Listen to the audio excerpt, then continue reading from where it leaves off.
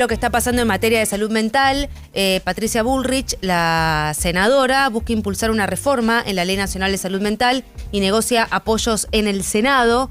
Hay distintos cambios que tienen que ver con acciones de prevención, tratamiento, rehabilitación e inclusión comunitaria, teleconsulta para poder ampliar la cobertura y también el tema de la internación, ¿no? Que siempre está ahí el tema sobre la mesa en esos casos donde el paciente elige no querer internarse y la familia considera que es muy prioritaria y necesaria esa intervención, que no se puede llevar a cabo cuando el paciente no lo quiere hacer, porque justamente la vía para poder hacerlo es judicial y bueno, ya sabemos lo que pasa cuando todo entra en ese terreno. Estamos comunicados con Marcelo Tetkovich, él es médico psiquiatra, director médico de INECO, vicepresidente de la Asociación Argentina de Psiquiatras, para hablar justamente de ese tema, para conocer dónde estamos parados en materia de salud mental y cuáles son esos cambios que está negociando Patricia Bullrich para modificar en esta ley. ¿Cómo estás, Marcelo? Acá todo el equipo de No Somos Nadie te saludamos.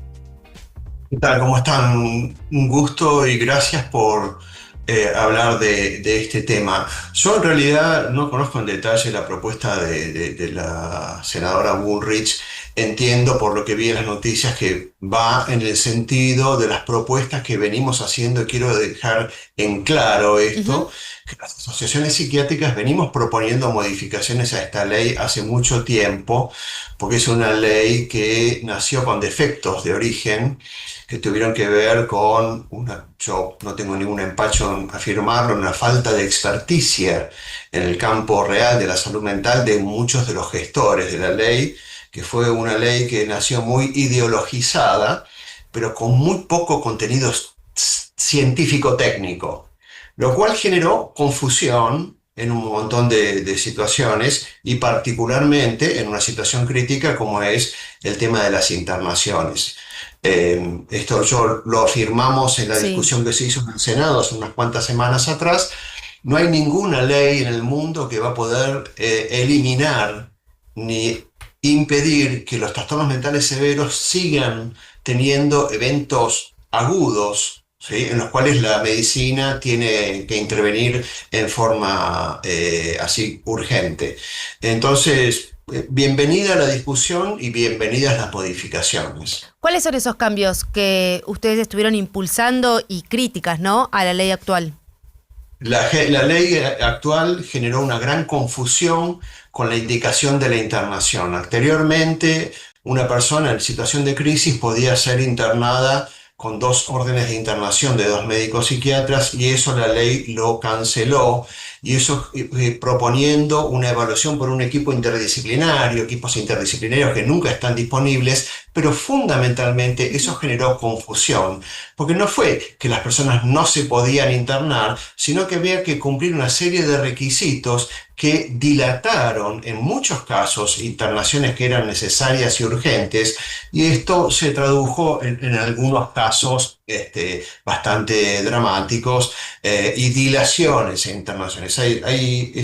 Es importante tener presente que dentro del campo de la salud mental, a lo que nosotros nos dedicamos, que son los trastornos mentales más severos, hay situaciones de emergencia. Y esas situaciones de emergencia las tiene que resolver, casi siempre tiene que haber un médico involucrado. Y la ley bloqueaba eso e impedía que un profesional, una vez hecho un diagnóstico y detectada una situación que requería una internación inmediata, con su orden no bastaba. Había que acudir a este equipo interdisciplinario que nunca estaba disponible, no era una cosa fácil de acceder, y esto generó más que nada confusión y retraso en muchos casos. Uno cuando habla de la ley de salud mental siempre sale el tema de las internaciones, pero ¿qué pasa en estadios previos a la internación? ¿Dónde estamos parados y qué cambios se sugieren o impulsan cuando quizás no estamos en una instancia donde es urgente una internación, pero sí es necesario que una ley te ampare para tratamientos, prevención? Por supuesto, en ese sentido, la ley vigente no es mala porque propone un abordaje comunitario y propone cosas que no se han hecho efectivas, que tienen que ver con generar una red de salud mental mucho más amplia que la que tenemos. En la actualidad nuestra red de salud mental está un poco restringida a los hospitales monovalentes. Nosotros queremos aclarar que los hospitales monovalentes los consideramos la alta complejidad de los cuidados de salud mental e insistimos que no deben ser cerrados, algo que la ley proponía, con una conducta totalmente prejuiciosa y negacionista de los trastornos mentales graves. Los hospitales de salud mental tienen que seguir existiendo como existen los hospitales de cardiología, de gastroenterología Claro. y de enfermedades respiratorias, como todas las especialidades, porque representan la alta complejidad. Entonces hay una red que hay que generar y hay una conciencia que hay que generar en el sentido de que la salud mental debe estar disponible en la comunidad. Entonces habría que generar todo un dispositivo de atención con equipos interdisciplinarios que estén más cerca de la gente. Eso es algo que la ley propone y que creo que hay que efectivizar. Y algo que la ley, y en esto es una de las cuestiones técnicas que nosotros criticamos cuando fue sancionada, ni siquiera mencionó, es un capítulo que es de enorme importancia en la salud mental en el mundo. En este momento son las intervenciones precoces. Las intervenciones precoces son justamente eso, es una red de contención que permite identificar a las personas con situaciones de estar en riesgo de padecer trastornos mentales y producir intervenciones mucho antes de que sea necesaria una internación o a llegar a un caso más severo. Eso es lo que nosotros proponemos. La ley de salud mental hace mucho hincapié en el cuidado comunitario, con el cual estamos totalmente de acuerdo, pero el cuidado comunitario es para a una instancia posterior, una vez que la persona superó la fase aguda de la enfermedad. Ujú. El cuidado comunitario no es factible en las fases agudas de las enfermedades. Cuando yo hablo de las enfermedades severas, estamos hablando fundamentalmente de la psicosis, de los trastornos por consumo de sustancias graves y enfermedades de tipo anímico graves que implican riesgo Bien. para las personas. La internación especializada no puede ser reemplazada en ese momento por el cuidado comunitario.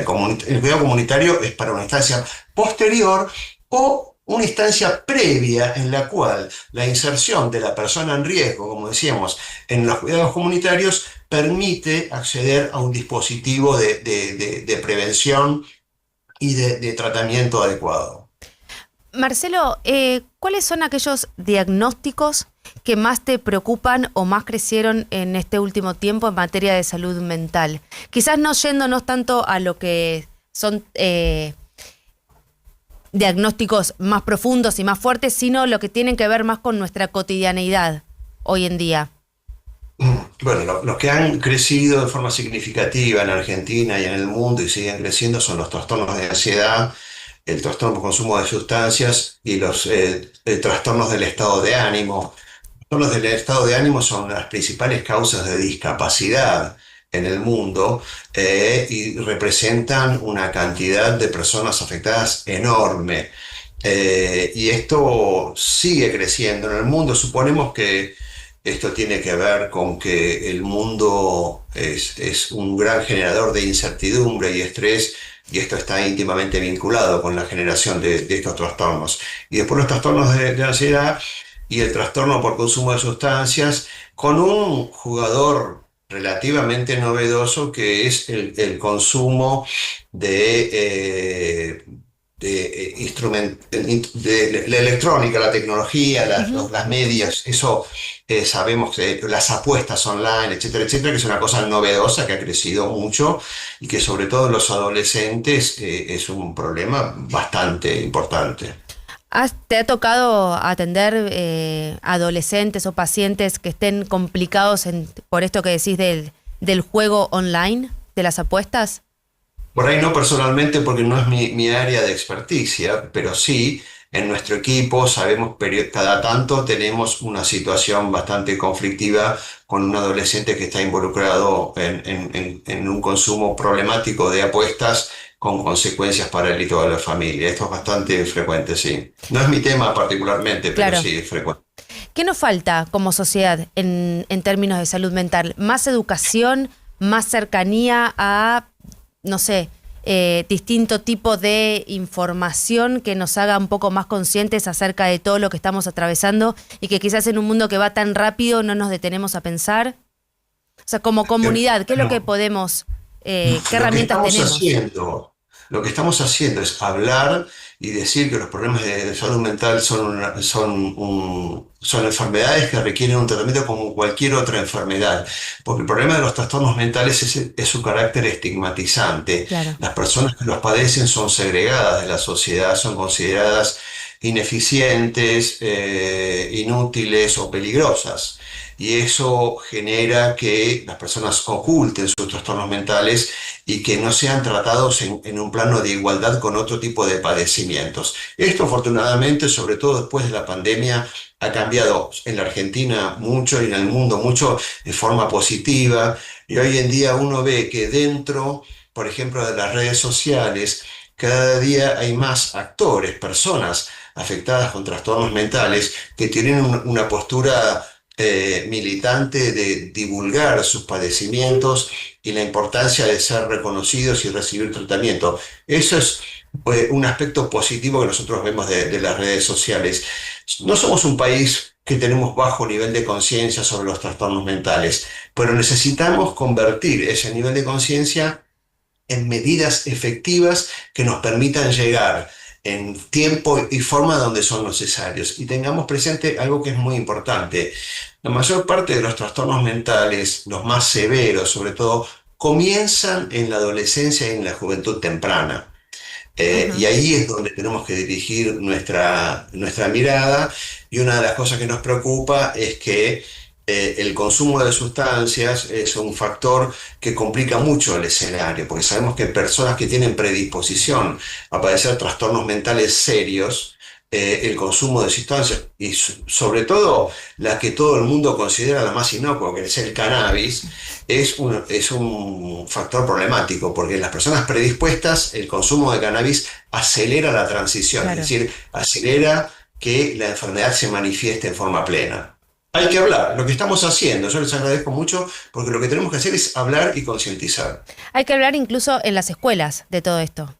Absolutamente. Nosotros en INECO tenemos todo un programa que estamos desarrollando, la Fundación INECO, de concientización a nivel escolar, de cómo hablar de temas difíciles, de cómo trabajar la regulación emocional, porque es en las escuelas donde vamos a detectar a los chicos que están en riesgo de padecer trastornos y donde tenemos una enorme posibilidad de actuar e intervenir y producir efectos beneficiosos.